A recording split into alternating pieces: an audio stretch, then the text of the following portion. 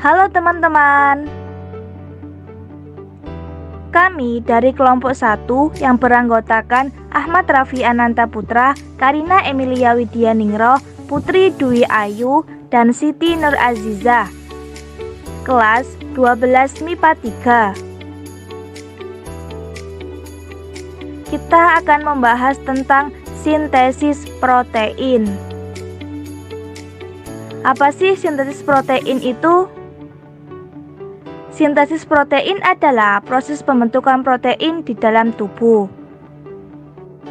Lalu selanjutnya kita akan membahas sintesis protein, yang dimana sintesis protein sendiri yaitu ada DNA dan RNA. Pada RNA maupun DNA itu terdiri dari purin dan pirimidin. Nah, di sini ada beberapa kata kunci yang harus kalian tahu, yaitu adalah AGCTU yang dimana A adalah adenin, G adalah guanin, C adalah sitosin, T adalah timin, dan U adalah urasil. Nah, untuk RNA ini, purinnya sama seperti pada DNA yang terdiri dari dua basa nitrogen, adenin, dan guanin. Sementara pirimidinnya terdiri dari sitosin dan urasil. Jadi ingat ya, perbedaannya kalau dia DNA basa nitrogen pirimidin, timin untuk RNA, basa nitrogennya adalah urasil. Nah, nanti dalam proses antara purin dan pirimidin ini akan saling berpasangan. Misalnya contohnya di sini DNA purinnya guanin akan berpasangan dengan sitosin. Nah, sementara untuk pirimidin atau timinnya akan berpasangan dengan adenin.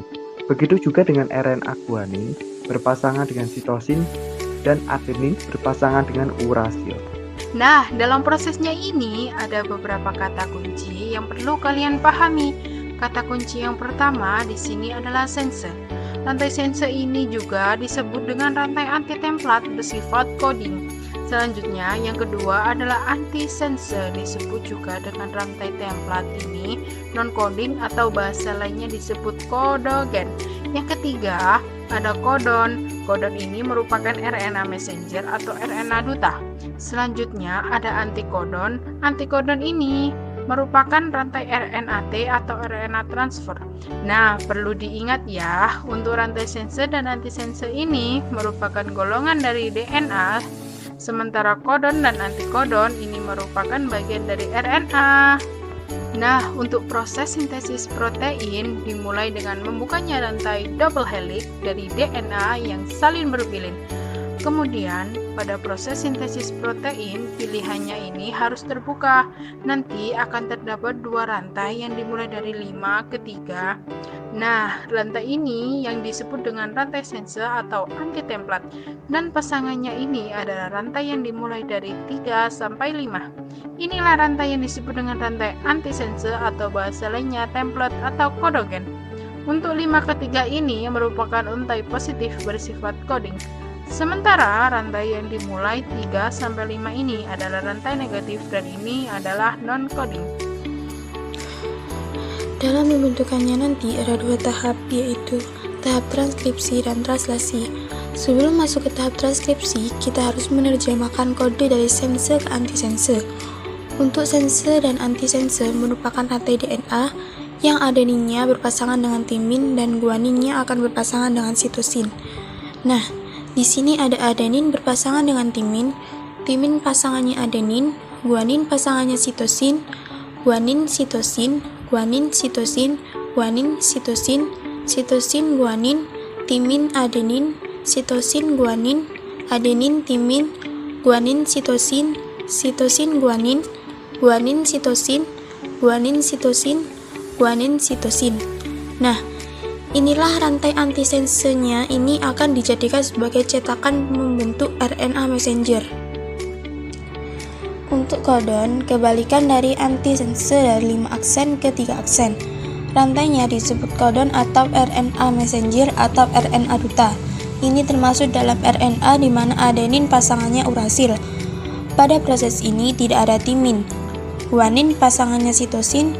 Untuk penerjemahannya, timin diganti dengan adenin, A berpasangan dengan U, C, G, CG, CG, CG, GC, AU, GC, TA, CG, GC, CG, TA, GC, CG, CG, CG.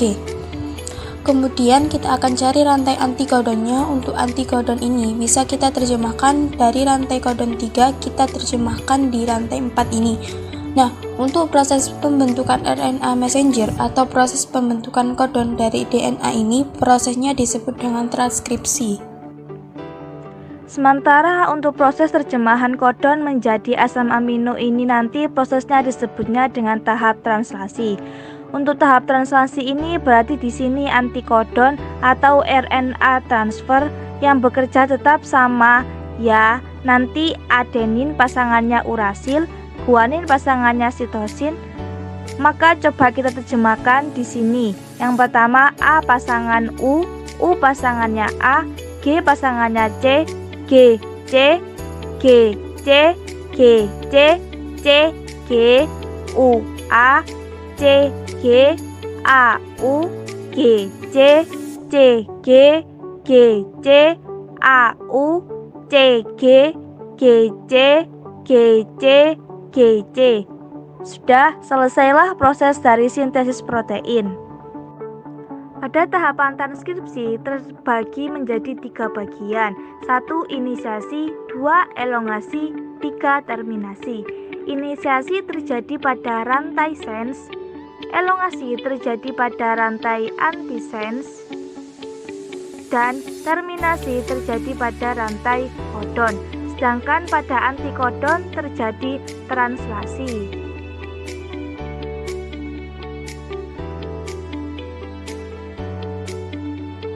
Nah, itu tadi penjelasan tentang sintesis protein.